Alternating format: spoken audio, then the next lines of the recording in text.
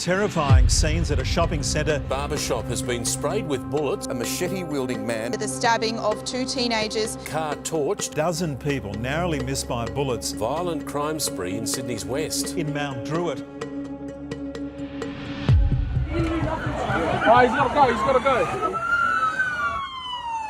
It all began in the suburbs. The word Eshay entered the national conversation, becoming a viral joke. What's doing, Mr. Adley? I'm the wallet inspector. Hand it over, Eshay. I just rolled some kid for his entails and that, eh, bruh? Matched my scooter and that. Eshay. Oh, I just got paid. Yeah, what they say. But beneath the surface, was it actually masking a darker reality tied to youth crime?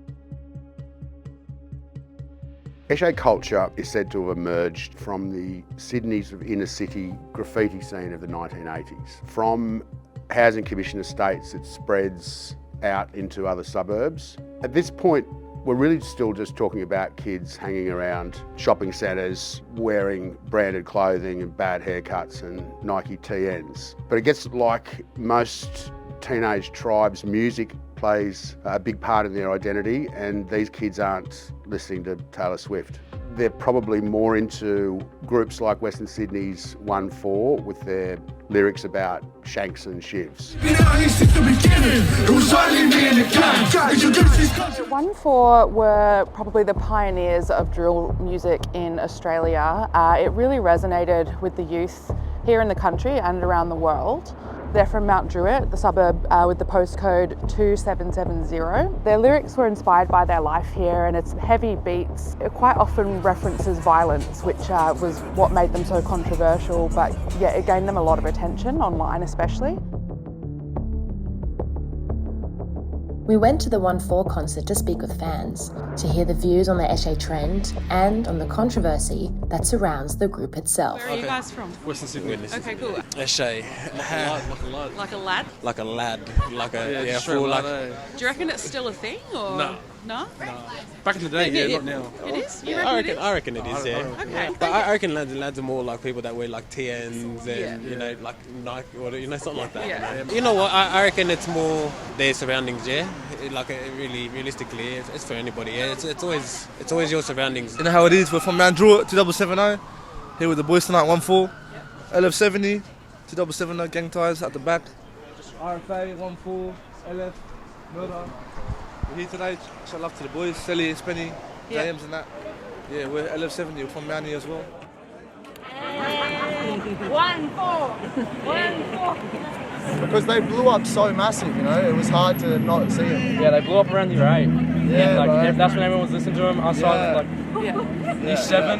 That was my Eshay phase, but Yeah, so you've had an Eshay phase. I have, but I'm out of that. Every time you ask anyone about OneFour, it's instantly associated with eshays and fobs and, you know, all the boys like that. More around your lifestyle, whereabouts you live, the boys you want to hang out with. Yeah, all those types of boys instantly get looked at cops. Like, I do youth work for a living. From what I've heard from police, their job is to arrest people. That's not my statement, that would be the police. I want to try and help these kids. Officers! As I'm not a part of like any gang affiliation, I feel like the police are very judgmental against people, and they treat youth from bad like places like housing. They just put them all in one circle, judge them, think that instead of helping them, like, you know, give them a traineeship, give them something to actually do every day instead of going out and doing crime to make money, then they might not be the way they are these days. Yeah, I reckon they need a lot more support from the New South Wales Police Force over there, and they're right behind you. There they are, they're already watching. No song, there's no singing, dancing, there's no promotion. Okay. But was the intense police scrutiny on OneFour, their fans and eshays really warranted? In 2018, a violent pub brawl at the Carousel Hotel in Rooty Hill would change everything. The blood-soaked fight, captured in chilling CCTV footage, erupted over a poker machine. One of the victims confronted Salik, known as Lex Sewer, demanding, "Why are you looking at my f***ing machine?" A judge later revealed the two intoxicated victims had hurled racial comments at Sewer, but still described what followed as appalling and vicious. Sewer, already fueled by hours of drinking, grew aggressive. Security threw him out, but he didn't stay away. Minutes later, he returned with 4 mates, among them fellow OneFour members Pio Misa, known as YP, and Darcel Ramos, or Selly. Inside the pub, the group unleashed a brutal assault. YP smashed one victim over the head with a chair leg. Selly rained hammer blows on another man's skull. As chaos exploded, Sewer was restrained by a guard, but when one victim collapsed in a pool of blood, unconscious and barely breathing, Sewer was released. He walked the motionless man, seized him by the hair, and violently shook his head back and forth. Court documents detail skull and facial fractures, torn nasal and sinus walls, shattered eye sockets, earrings ripped from flesh left both ears wounded. The man's face was swollen, cut, and broken in ways doctors would later call significant. Lex was handed a 4.5-year prison sentence with a non-parole period of 2 years and 3 months. In January 2023, after serving his time, he was released and deported to New Zealand. YP spent 2 years behind bars, the full stretch of his non-parole period, before walking free in December 2021. His sentence had originally been set at 4 years. Selly faced the harshest penalty of all. He was given a 10-year sentence with a 6-year non-parole period. But after a successful appeal, that was reduced to 8 years with a non-parole period of just under 5. In June 2023, he too was released. 8 years later, OneFour's members are out of prison and back on tour. But have the members of OneFour truly left their dark past behind?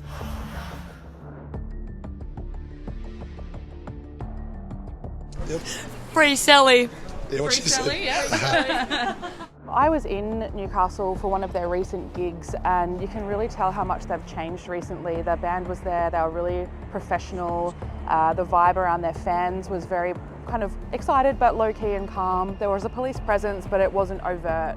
Look, I think OneFour are going places, bro, and I think they're becoming very worldwide, and I think some of the things they're starting to say are actually positive things rather than negative in what their past has been, you know? Yeah. And they're actually trying to make a good change, I think, which is a great thing. Spoken like a god, man. Thanks, brother. No, I don't think it's really a culture as such. It's just a style that we're fitting in. It's expensive clothes. It's just going with what everyone else is going with. There's a lot of wannabes, but I don't think anyone's really about it anymore. Nah, not Eshay culture. We don't know any Eshay. Nah, we got our own style, own culture. Yep. We're from Maoni culture. You can really tell they've kind of grown up as a band, which is also interesting because YP is actually no longer a member of OneFour. It was recently announced that he has been ordained as a Christian priest. His father proudly shared on social media that his son has come back to faith and chosen a new path. When I saw YP walk past, even though he's no longer a member of the band, he's clearly still part of the family. He happily posed up with fans. He wasn't riding with the main crew. We saw him get into his own car and leave. The moment that I actually thought about stepping away from music and committing myself to God was actually the second time I was in prison. I was sitting in my jail cell. I was reading a Bible. I'd say jail was a blessing in disguise. Amid OneFour's rise in 2021, Eshay exploded into mainstream. What began in disadvantaged suburbs became a TikTok trend. Rich kids began copying the Eshay look, influenced by OneFour and drill culture. They've taken on this antisocial ethos, perhaps influenced by drill rap, but they've never really lived it themselves. You've got private school boys pretending to be street. They're taking on the look, taking on the language and the whole ethos, but really don't know where any of this has come from. Some of these eshays are engaging in antisocial behaviour.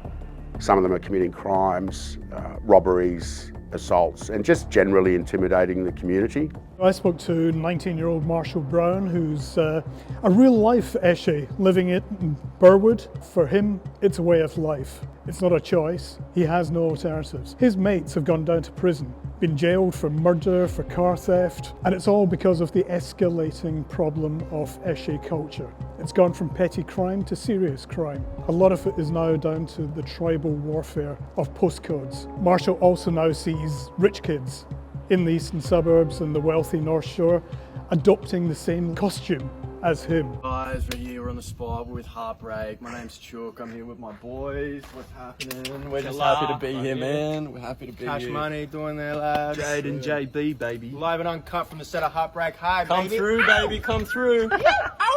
Some ig pay, Latin pay. Ig pay, Latin pay. Ig pay, Latin pay. They're just pretending. He's living the life, they're living the lie, as he said. At the time, Marshall told me, it's all bung. Don't try to be a f***ing Eshay, it's not fun. Suburb wars, he said, but it's not worth it. It's wrecking people's lives. The social media trend around eshays marked a far darker reality. Behind the viral posts and fashion statements, violent postcode wars were unfolding in real life. Youth crime, often linked to these postcode rivalries, escalated into horrific incidents. What seemed like a harmless trend was actually hiding a brutal undercurrent of gang violence and crime.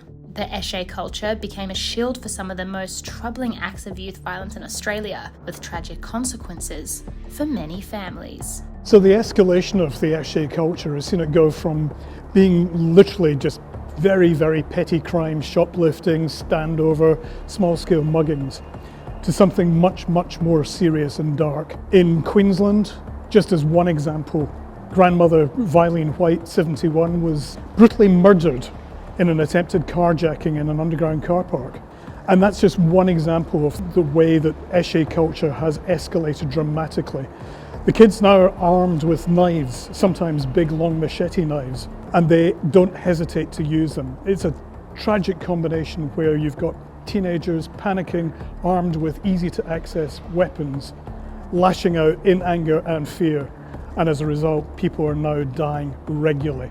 Vilene died at the hands of a 16-year-old teenager who was one of 5 who attacked her in front of her 6-year-old granddaughter, stabbed her to death without a moment's hesitation, just trying to steal her car. In 4 decades of reporting, I've never seen youth crime reach the levels it has now. In June, I was tipped off by a Hobart local that they were experiencing really strong problems with youth crime, in particular the suburb of Glenorchy, which is just north of the Hobart CBD. So I took a photographer to Glenorchy to assess the scene, and we were really shocked when we got there. The gangs of young people kind of roaming around the town square. Kids that looked as young as 12, vaping, screaming obscenities at young girls who walked past. One woman told me that her friend, who was around 70 and in a wheelchair, was pushed down an escalator in the local shopping centre by a gang of young people that were wearing the kind of quintessential Eshay dress. One conversation in particular has stayed with me ever since I was in Glenorchy. This sushi restaurant owner actually showed me some CCTV footage from inside his store of one of the many incidents that happened inside the shop with these so-called Eshays. In one of them I actually saw a child start messing up the booth that he was in, and I actually thought that was really interesting because it draws a parallel with the incident with OneFour at the Rooty Hill pub, where one of the group members actually pulled a long wooden chair leg from his own pants as well. Even though there's a really high security presence in the town from both police and privately engaged security firms that the council's organised to try and combat this problem, the kids kind of know what the boundaries are, and when they're causing havoc in a shopping centre, in a food court, in the local park, the security come over and tell them off, but the kids know to say, I'm underage, you can't touch me. So they know exactly what buttons to push, they know exactly how far they can go, and I just felt really sorry for the local townspeople because they don't know what to do about it. The locals actually welcomed our presence. They were really grateful that we were shining an international spotlight on what has become a huge problem. It also came at a really good time because it was right before the Tasmanian state elections. The story kind of prompted it to be a bit of a political flashpoint. Politicians were talking about it on the local news, other media was reaching out to us, doing stories like this with an international focus for an international title. It kind of forces people to take note, whether it be the local authorities, the local media, the local community. I'm just really glad we were able to shine a light on an issue such as youth crime, because that's how you drive change. From Western Sydney to Hobart, the word Eshay means different things to different people. For some, it's a fashion statement or a passing trend, but for many, it's a dangerous label tied to youth crime and violence. This isn't just a story about postcode wars or viral trends. It's the story of young people caught in a cycle of crime, where survival often comes at the cost of their futures. Some are breaking free, like YP, whose journey to faith offers a chance at redemption. But for many, the reality is darker. weapons still come out, rivalries still escalate, and too many lives are lost before they've even had a chance to begin.